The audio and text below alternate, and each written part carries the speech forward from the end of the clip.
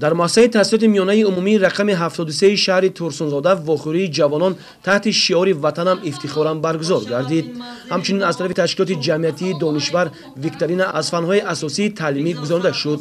هدف از تشکیل نمودن چنین چاله‌بینی ها از جانب کمیته جوانان و تشکیلات جمعیتی دانشور این بلند برداشتن تربیت وطن دوستی جوانان، گرامی داشتن ارزش‌های ملی و فرهنگی توسط تشکل دادن ذهنیت و تقویت بخشیدن فکرانی جوانان، استواری عقیده، تلقین اخلاق حمیده و فرهنگ دوستی آنها میباشد.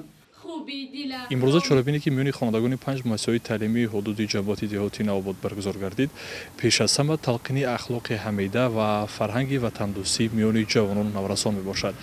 و البته در رفت چاله‌بینی معلوم گردید که جوانان ما امروز پیروان اصلی پیشوای ملت بوده، همیشه جانبداری سیاست جوانپرورانه و سیاست خردمندانه اساسگذاری صلح و وحدت ملی پیشوای ملت جناب عالی محترم امام علی رحمان میباشند.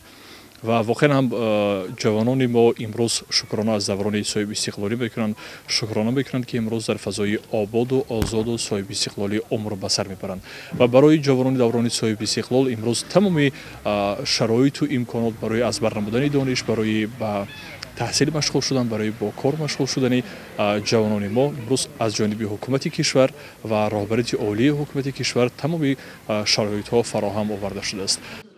باید گفت که اساسگذار صلح و وحدت پیشوای ملت امام علی رحمان در پیام خود تاکید کردند که ساکنان مملکت را میباید شروع از عائله، والدین، ساحه معارف، تشکیلات‌های جمعیتی، مقامات‌های خود اداره کنی جامعه، تربیت فرزند را همیشه در مد اول گذاشته با آنها علم و دانش را بیشتر آموزانند.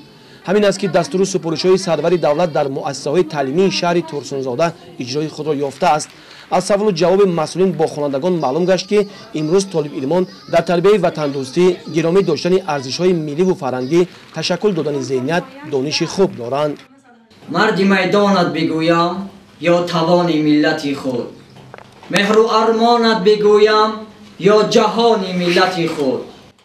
در آخر چاره‌بینی به غالیبان از جانب کمیته جوانان و تشکیلات جمعیتی دانشور افتخارنامه و تحفه‌ها سپرده شد. با همین مقصد لایحه تلقین اخلاق حمیده و وطن دوستی به جوانان وطنساز و وطندار از جانب تشکیلات جمعیتی دانشور دستگیری همه‌جانبه یافته در جماعت‌های نزد سرحدی شهر ترسونزاده ادامه دارد.